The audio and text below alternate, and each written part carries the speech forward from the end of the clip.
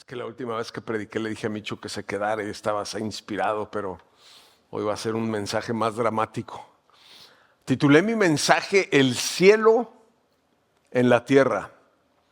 El cielo en la tierra. Y nos vamos a centrar en Isaías 11 y 12, pero quiero hablarte un poquito acerca del contexto, perdóname. Isaías antes en el verso 10 está hablando de un pueblo que está pasándola mal, están siendo amenazados por Asiria, tienen muchas dificultades, tienen idolatría alrededor de ellos, tienen infidelidad alrededor de ellos. Pareciera como que el pueblo de Dios, el pueblo del cual habla la Biblia y que muchos profetas se refirieron a él como el pueblo bendito de Dios, el pueblo elegido de Dios, estuviera realmente pasándola muy mal, como si todo fuese a terminar en algún momento.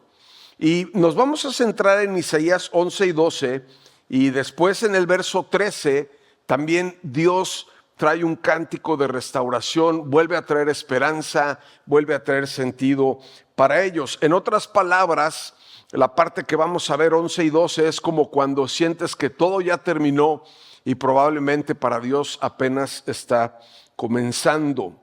Acompáñame a leer, voy a leer Isaías 11 del 1 al 7. Lo puse al final, probablemente no lo veas en la pantalla, pero ponme atención y sígueme y después vamos a desglosar el mensaje en 4 puntos. Dice lo siguiente Isaías: del tocón de la familia de David saldrá un brote, sí, un retoño nuevo que dará fruto de la raíz vieja, y el Espíritu del Señor reposará sobre él, el Espíritu de sabiduría y de entendimiento, el espíritu de consejo y de poder, el espíritu de conocimiento y de temor del Señor. Él se deleitará en obedecer al Señor, no juzgará por las apariencias, ni tomará decisiones basadas en rumores. Hará justicia a los pobres y tomará decisiones imparciales con los que son explotados. La tierra temblará con la fuerza de su palabra, y bastará un soplo de la boca para destruir a los malvados. Llevará la justicia como un cinturón y la verdad como ropa interior. En ese día el lobo y el cordero vivirán juntos, y el leopardo se echará junto con el cabrito, el ternero y el potro estarán seguros junto al león, y el niño pequeño los guiará a todos. La vaca pastará cerca del oso, y el cachorro y el ternero se echarán juntos, y el león comerá heno como las vacas. Isaías es un libro que está escrito en profecía y también en mucho de lenguaje, es un lenguaje poético, sin embargo está lleno de poder, de sabiduría, de verdad. Y no sé, al principio en los primeros renglones pudiera haber pensado que Isaías le está hablando a cualquiera de nuestros países en Latinoamérica, porque mucho de lo que está pasando con Israel en esa temporada pareciera que sucede hoy en muchos de nuestros países. Y en el primer verso dice: del tocón de la familia de David saldrá un brote, un retoño nuevo que dará fruto de la raíz vieja. Y mi primer punto es este: Dios hace brotar vida donde parecía que todo había terminado. Obviamente cuando leemos este texto y estamos viendo que apunta a la casa de David, sabemos que el profeta se está refiriendo a Jesucristo, el Mesías que vendrá. Y me encanta cómo en agricultura muchas veces puedes ver que pues tal vez un árbol se murió, pero por ahí le queda un retoñito verde, o muchas veces lo tienes que podar, o cuando va a llegar la primavera, incluso en lugares en donde están totalmente nevados, ves por ahí que sale un retoñito verde, y con ese retoñito verde es suficiente para que traiga vida, para que todo vuelva a cobrar sentido.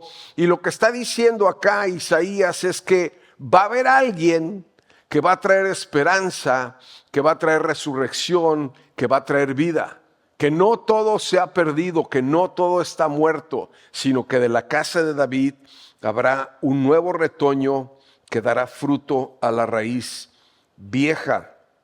Y el reino de Dios muchas veces, como lo decía, es diferente a como nosotros pensamos. cuando pensamos que nuestra vida está destruida o que nuestros planes están arruinados o que las cosas ya están por terminar. Muchas veces en nuestra vida personal los finales o las cosas difíciles o dolorosas son cosas que Dios utiliza como inicios, como cambios, como para traer esperanza, como para traer transformación. Todo en la mano de Dios está bajo su gobierno y no se pierde absolutamente nada. Más adelante, regresando al verso 2, dice que el Espíritu del Señor reposará sobre él, el Espíritu de sabiduría, de entendimiento, el Espíritu de consejo, de poder, el Espíritu del conocimiento y temor del Señor. Está hablando del Espíritu Santo. Esta mañana nuestro pastor Jeff abundó bastante y fue parte de su mensaje hablar acerca del Espíritu Santo. Como iglesia en Woodside creemos 100% en la palabra de Dios, pero también 100% en el poder y en la persona del Espíritu Santo. Él comentó algo que me llamó la atención. Decía, si eres una persona que conoces la palabra de Dios y que eres muy bíblica, pero no crees o no te mueves en el Espíritu Santo, algo está mal, porque entonces la palabra de Dios está llena de la presencia del Espíritu Santo. Y tal vez para algunos sea difícil encontrar o conectar con la persona del Espíritu Santo, porque a lo mejor nos imaginamos a Dios Padre como una figura de un papá grande con barba. Tal vez es fácil que nuestra mente pueda imaginar. Conocemos la historia del Hijo de Jesús, Dios Padre, Dios Hijo, pero cuando hablamos de Dios Espíritu Santo, probablemente la única referencia que podemos ver en nuestra Biblia es la paloma. Cuando Jesús es bautizado, y ni siquiera dice que era una paloma, dice bajó, descendió como en forma de paloma. Y probablemente nos cuesta trabajo, pero la vida cristiana es una vida diseñada para ser guiados y para caminar con el poder y la dirección del Espíritu Santo. Cuando nacemos de nuevo y conocemos a Jesús, sabemos que el Espíritu Santo entra en nosotros, que Dios está en nosotros, que Dios puede guiar nuestra vida, y lo normal en nuestra vida sería poder conectar con el Espíritu Santo constantemente. Aquí hay algunos atributos que llaman la atención, son 7. El número 7 es el número de perfección o de completación, es el número bíblico por excelencia, y quiero resaltar algunos de ellos para que tú y yo podamos ver qué es lo que está diciendo esta palabra y cómo puede ser aplicada a nuestra vida el día de hoy. ¿Por qué tú y yo debemos de conocer a Jesús, recibir el Espíritu Santo y ser guiados por su Espíritu? Y lo primero que dice es que Él tendrá un espíritu de sabiduría, un espíritu de sabiduría. ¿Y cuántos de nosotros quisiéramos tener la sabiduría de Dios? Creo que para poder echar gasolina no necesitamos mucha sabiduría si echamos gasolina en Valero o en Shell, ¿no? Esas cosas son cosas en las cuales no debemos de preocuparnos ni perder el tiempo. Pero ¿qué tal cuando estás a punto de casarte? Y necesitas la sabiduría de Dios para saber si la persona con la que estás tratando de emprender esta nueva etapa de tu vida va a ser con la que vas a estar hasta que la muerte los separe. ¿Qué tal cuando estás a punto de cambiar de ciudad? ¿Qué tal cuando a punto estás tal vez de cambiar de trabajo? O cuando estás pensando en que debes de restaurar una relación. Hay cosas en la vida en donde tú y yo necesitamos sabiduría, y necesitamos la sabiduría que viene de parte de Dios. No la sabiduría de la familia, no la sabiduría del mundo, no la sabiduría de nuestros amigos, no la sabiduría de ChatGPT. ChatGPT es bueno para comprar regalos en Navidad porque le puedes preguntar en dónde conseguirlo más barato. Está bien. Pero, ¿sabes? Hay cosas que van a marcar el futuro de nuestra vida. Y no sé, yo muchas veces he estado en algunas situaciones en las que de plano digo, es que no sé qué debo de hacer. Y en esos momentos la Biblia nos promete que Dios nos da un espíritu de sabiduría para que tú y yo podamos tomar decisiones de impacto para el futuro de nosotros. La otra cosa es que también habla de que nos da un espíritu de entendimiento. Y muchas veces pienso que los grandes problemas en la vida tienen que ver con perspectiva o con que entendemos las cosas de manera diferente. De hecho, en el matrimonio es uno de los grandes retos. Yo siempre, a veces que comparto, me toca predicar la palabra, a veces le digo a mi esposa, le digo, amor, de todas formas la gente entiende lo que quiere entender. O sea, un día oramos por Cristina para que se fuera a Vallarta y pensaron que se iba a ir Mónica y le empezaron a preguntar, ¿pero por qué te vas a ir a Vallarta? Y dice, ¿cuándo dijeron que me iba a ir a Vallarta? Sabes, necesitamos tener claridad y entendimiento en nuestra vida cotidiana. Necesitamos que Dios traiga este entendimiento, tener la perspectiva correcta, poder entender las cosas, poder entender la palabra de Dios, poder entender a nuestros hijos, poder entender el entorno en el cual nos movemos. Necesitamos claridad para ver las cosas de acuerdo a como Dios las ve. El otro es espíritu de consejo. ¿Cómo tomamos nuestras decisiones? Y digo, estamos hablando mucho de decisiones hoy. No sé, por lo menos en México es muy común que en muchos lugares en los que vas en la calle ves pósters o post-its o cosas engrapadas en donde las personas te ofrecen que te lean las cartas o que te vayas a que te lean el café o que vayas con un brujo para que te diga acerca de tu futuro. Me da risa, pero es algo muy común y es algo muy tonto, si estás de acuerdo conmigo. Porque no puede ser posible que la gente vaya y pague además. Yo le digo a Sara, amor, nosotros los cristianos deberíamos de cobrar. Porque no nos quitarían tanto el tiempo y nos harían caso. Porque alguien viene contigo, le das un consejo que viene en la palabra de Dios, pero vienen para que tú les digas algo que quieren escuchar. Y entonces cuando les dices ya no te hacen caso, van, le pagan a alguien más, les dan un consejo que es pura basura, que no sirve para nada. Y sabes, necesitamos saber qué es lo que dice la palabra de Dios. A veces me gusta decir, cuando los cristianos pasamos por conflictos complicados, me gusta decir esto, lo digo con un poco de, ¿cómo se dice esta palabra? Ahorita me acuerdo. ¿Cómo se dice amor? No sabes lo que voy a decir. Ironía. ¿Ironía? Sí. Un poco irónico les digo, es que yo no sé qué Biblia leen. Porque la gente se pelea, en la iglesia se pelean, entonces vienen y me dicen, es que me peleé porque me hizo esto y me hizo lo otro. Y le digo, ok, no me importa por qué se pelearon, vayan y arréglense. Pídanse perdón y arreglen la cosa. Se me quedan viendo raro. Pues es que eso dice la Biblia. Es que me hizo algo muy feo. Pues sí, pero dice que perdones 70 veces 7. Dice que ames a tus enemigos. A Jesús le escupieron, lo maltrataron, lo golpearon. A ti nadie te ha golpeado ni te han hecho nada, ¿o sí? No te pusieron una corona de espinas. Y Jesús dijo en la cruz, perdónalos, Padre, porque no saben lo que hacen. Entonces, necesitamos tú y yo vivir bajo el consejo de Dios en todas nuestras áreas, en nuestras finanzas, en nuestra vida espiritual, en nuestra vida de relación, en familia, con nuestra esposa, con nuestros hijos. Qué importante es que el Espíritu Santo pueda darnos el consejo adecuado. Y finalmente, el consejo, conocimiento y temor de Jesús, hablando de esta porción de la Escritura. Si conoces a Jesús, conocerás el camino, la verdad y la vida.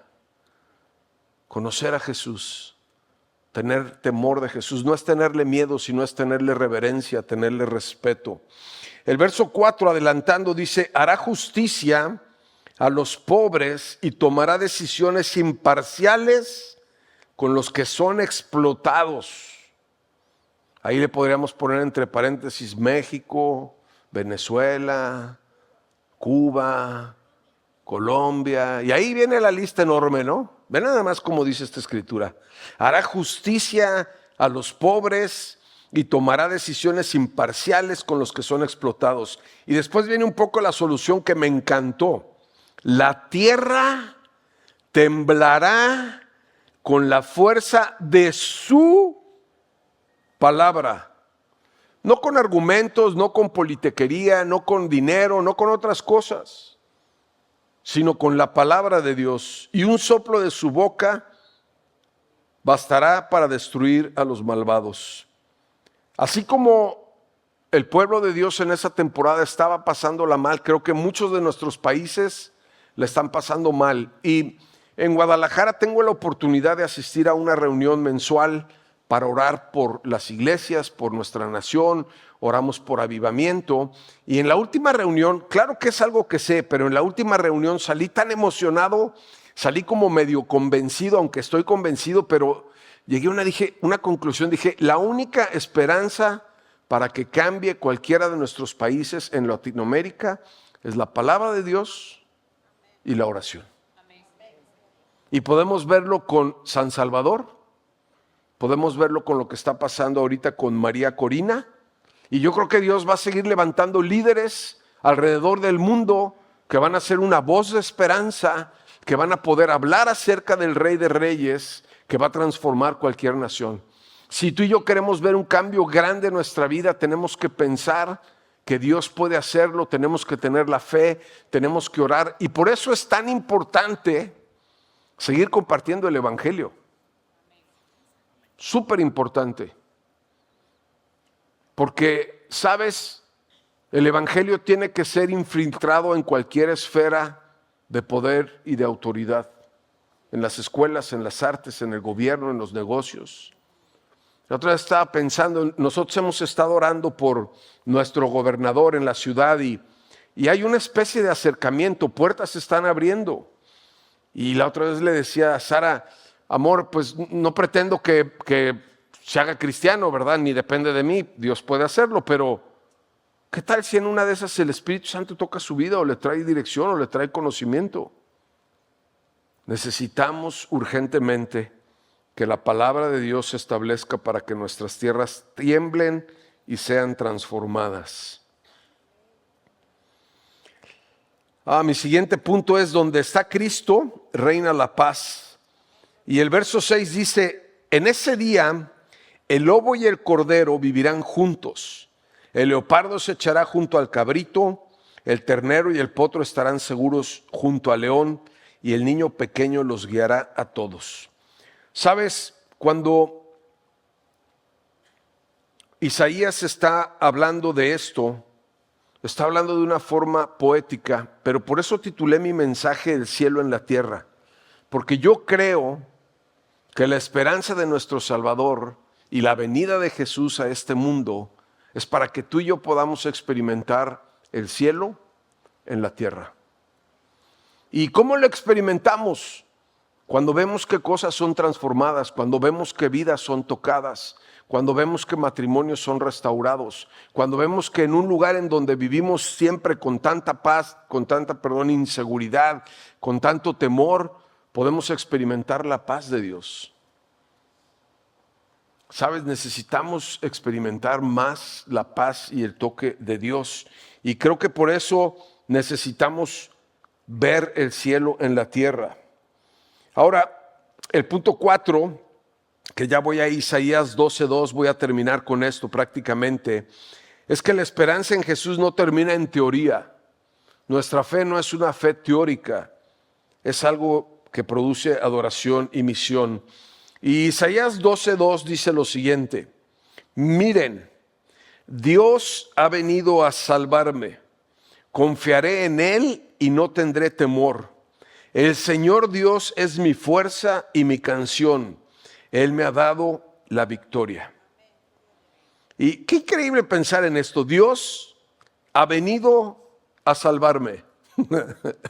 No sé si alguna vez alguien te salvó de alguna cosa fuerte. Voy a platicar algunas vagancias de mi vida. ¿Está bien? Gracias. Con que me diga Raúl que está bien ya puedo.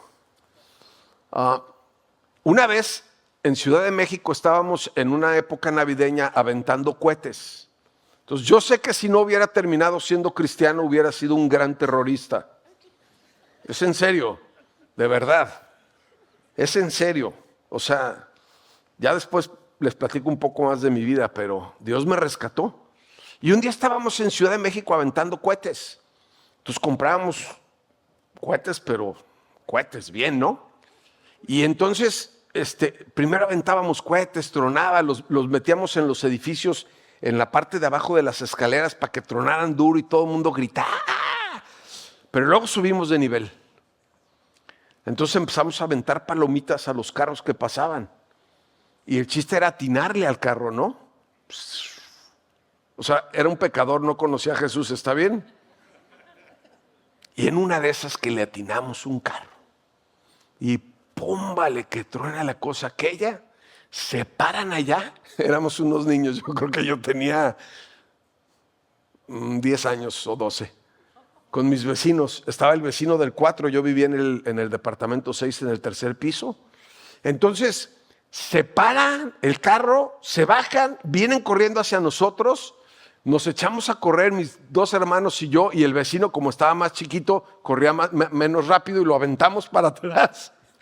Le quitamos las llaves a la persona que estaba allá, como al conserje, para abrir el edificio. Subí corriendo como en 0.00,3 segundos y me metí abajo de la cama. Y estaba muerto del miedo. Entonces subieron estos cuates y empezaron ahí, que no, que alguien nos explotó. Y total que mi papá salió y dijo, a ver. Pues está bien, yo ahorita me encargo de mi hijo, ahorita le voy a dar una paliza. Pero ya total que me salvó. Y se fueron. Claro, nunca dejaron al del 4 volverse a juntar con nosotros en la vida. Con estos terroristas no te puedes juntar. Y yo creo que me dieron duro. Pero duro. Pero ¿sabes qué me salvó? No sé si alguien te ha salvado en tu vida, en algún momento. Y la verdad, no sé si alguien sería interesante, alguien se está ahogando, ¿no? Se está muriendo, se está ahogando y alguien lo sacan. ¿Alguien han salvado aquí? Mira, ella se estaba ahogando. ¿Te salvaron? ¿No te ahogaste?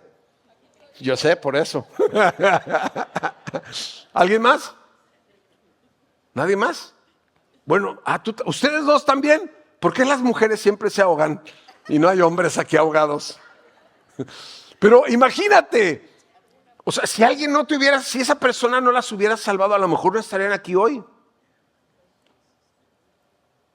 Imagínate que la promesa de Jesús es, yo, Dios, he venido a salvarte de una alberca llena de fuego, del fuego eterno en el infierno. Esa es una gran promesa que tú y yo tenemos que compartir con la gente allá afuera. Dios ha venido a salvarnos. Y yo sé que para las que se estaban ahogando fue un alivio que alguien las salvara. Y para mí, en mi vida de terrorista de infancia, fue un alivio que mi papá me salvara. Pero sabes que cuando tú y yo lleguemos al cielo, vamos a poder experimentar el verdadero alivio de nuestro Salvador.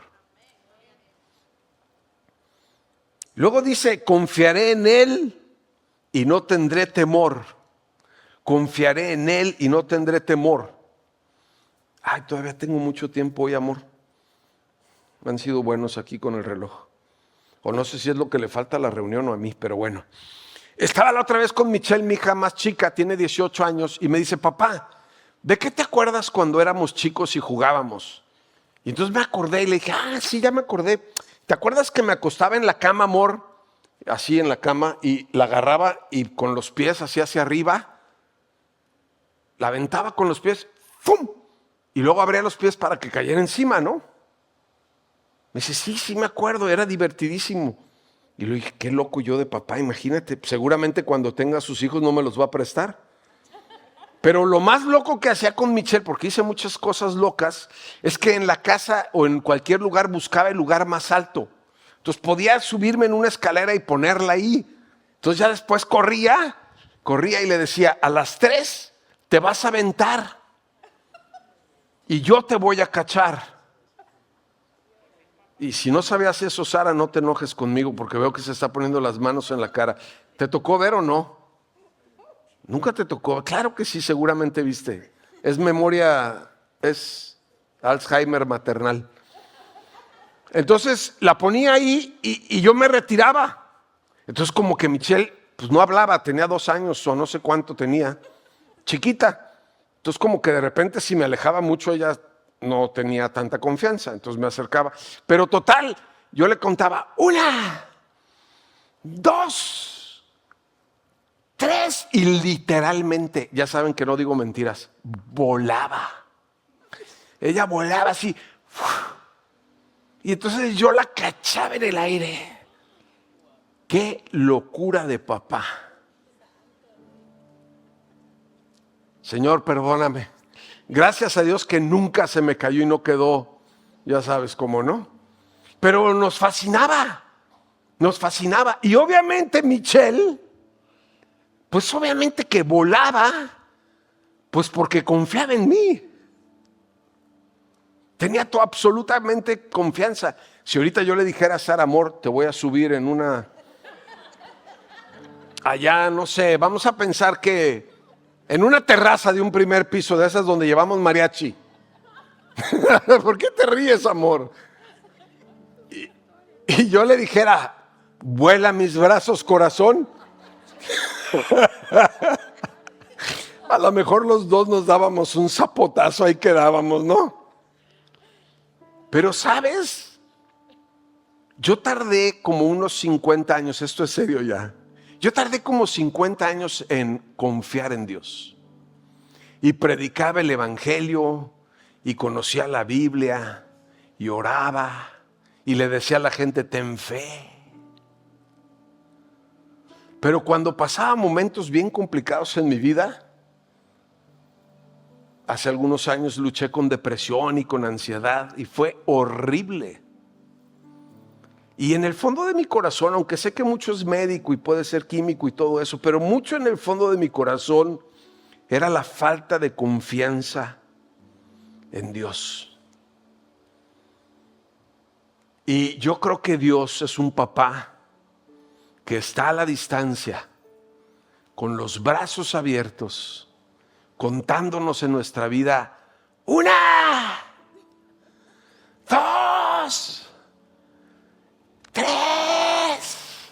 Y Dios desea que realmente podamos volar, caer en sus brazos y confiar plenamente en Él. Dios ha venido para salvarte. Dios ha venido para que deposites tu confianza en Él. Y finalmente dice la Escritura, el Señor Dios es mi fuerza, mi canción, Él me ha dado la victoria. Me encanta adorar. Yo a veces creo que las reuniones deberían de ser de pura adoración. Voy a decir esto con cuidado, ¿ok? Dije con cuidado, lo vuelvo a repetir. Voy a decir esto con cuidado. A veces pienso o siento que la predicación está de sobra. Porque experimentar la presencia de Dios, el toque de su Espíritu, cuando adoramos, cuando cantamos, el infierno se mueve, el infierno tiembla, el mal sale por ahí, nuestros espíritus están siendo abrazados y ministrados. No hay muchas veces una palabra en donde tengo que procesar en mi mente y en mi pensamiento, sino realmente es el Espíritu de Dios encontrándose con la alma y el espíritu de cada uno de nosotros. Creo que adorar es lo más poderoso que existe, lo más poderoso. Últimamente estoy escuchando una canción de un grupo que me gusta y es una canción grabada en vivo en el estudio y dura 20 minutos o 25 minutos, una sola canción. Pero lo interesante es que la puedo escuchar 10 veces seguidas. El grupo se llama Kairos y la canción es, ¿cómo se llama, amor? Ahorita les digo, soy malo para los nombres. Y Sara también, mira. Ahorita les digo cómo se llama. Pero creo que se llama Hermosa es tu presencia o algo así. Pero no importa si es esa o es otra o es tu propio canto. Adoración es poderosa. Fuimos creados para adorar al Dios que nos salvó y el Dios que espera que tú y yo confiemos en Él.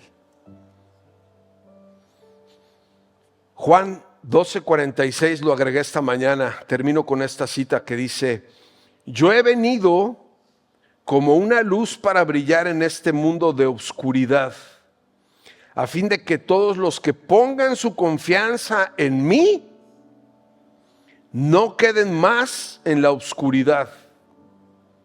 No voy a juzgar a los que me oyen, pero no me obedecen, porque yo he venido para salvar al mundo y no para juzgarlo.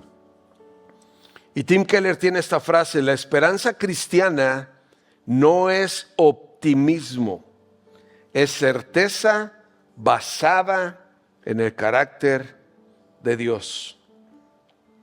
Y el carácter de Dios es que es un Dios inamovible. Piensa en la escena con mi hija Michelle. ¿Crees que me hubiera movido cuando ella brincó? Seguramente más de una vez brincó antes de que contara 3. Nunca Dios nos va a dejar caer. Nunca Dios nos va a dar la espalda. Nunca Dios va a dejar de estar al pendiente de nuestra vida.